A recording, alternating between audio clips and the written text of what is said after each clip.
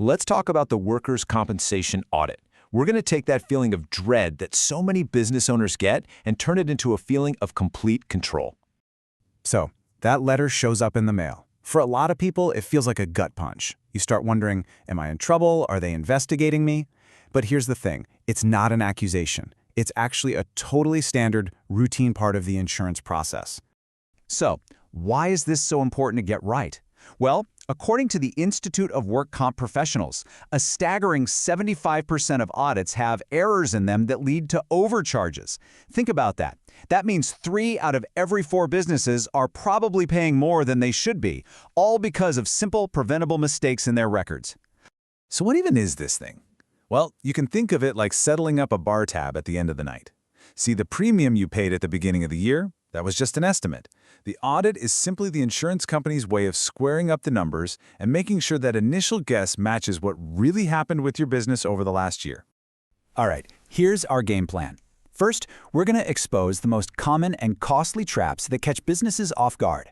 Then, we'll build your proactive prep list so you can sidestep them completely. We'll also cover how to handle the audit day itself. And finally, we'll talk about how to see this whole thing not as a chore, but as a real opportunity. First up, let's talk about those financial pitfalls. These are the little things, the small oversights, that can mushroom into a really big, really unwelcome bill when the dust settles. The number one error starts right here: misclassification. You might think, hey, my payroll software has a code, I'm good. But you're not. If an auditor can't clearly tell the difference between your low-risk office staff and your higher-risk field crew, guess what? They're going to lump everyone into the more expensive category. Every time. And here's another huge trap, just lumping all the payroll into one bucket. Let's say you have an employee who splits their time between the office and the workshop. If you don't track those hours separately, the auditor has no choice but to charge you as if they spent 100% of their time doing the more dangerous and way more expensive job. Now here's a little detail that can save you a ton of money: the overtime rule. In most places, you get to exclude the premium part of overtime pay from your premium calculation. So for time and a half, that extra half, it doesn't count. For double time, a full half of that pay is excluded. This is a massive opportunity, but it only works if your payroll records are crystal clear about what's base pay and what's overtime. And finally, subcontractors. Oh boy, this is a big one. Let me be clear, a 1099 form is not enough proof. If you hire a sub who doesn't have their own workers' comp policy, their payroll gets added to yours. And guess who pays the premium? You do. The only way to stop this is to have a valid certificate of insurance for every single subcontractor you hire, no exceptions. Okay, so now that we know the traps, how do we get ahead of them? Well, this next part is all about building your proactive playbook. Think of it as your audit armor.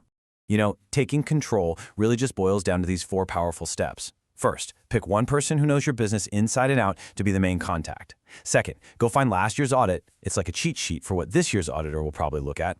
Then get your documents organized and, you guessed it, double and triple check those subcontractor COIs.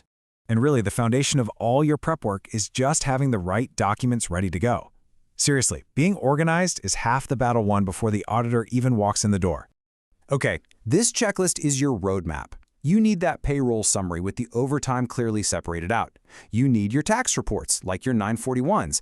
And of course, you absolutely need those valid certificates of insurance for all your subcontractors, plus detailed job descriptions to head off those classification mistakes we just talked about. So, you've done all your prep work, you are ready. Now let's walk through how to handle the audit itself, and maybe even more important, the critical steps you need to take after the auditor leaves. I mean, this quote just nails it, right? Your organization does more than just help you. It sends a message to the auditor that you're professional, you're in control, and you take this stuff seriously. It just sets a really positive tone for the whole day. On the day of the audit, just follow these simple rules. Give them a quiet place to work. Have your point person on standby. Here's a key tip. Don't volunteer extra information. Just give them exactly what they ask for, nothing more. And hey, if you disagree with something, just make a note of it. Don't argue. The time to fight that battle is later, and you'll do it with your documentation. Okay, so the auditor packs up their briefcase and walks out the door. You breathe this huge sigh of relief. You're done, right? It's over. Well, not quite. A lot of people miss what is arguably the most important final step in the whole process. And here it is. This is the single most important thing you can do after the audit. you have to request a copy of the auditor's worksheets. Now, this isn't the final bill. These are their notes, their calculations. It's the only way you can see how they got their numbers, and it is your absolute best tool for checking their work or filing a dispute. So, once you get those worksheets, you get to be the auditor. You're going to compare everything against your original policy.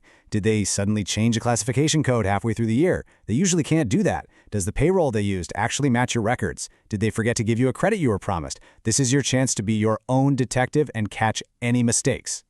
So let's bring this all home and reframe how we think about this whole process. An audit doesn't have to be this scary thing. In fact, when you're prepared, it actually becomes an opportunity. I love this idea because it really elevates the audit. It's not just about getting the numbers right to avoid a bill. It's about showing the integrity of your business. You know, a smooth, clean audit is just another sign of a really well-run company. So at the end of the day, a workers' comp audit isn't an attack. It's just a test. It's a test of your systems, a test of your record keeping, and a test of your preparedness.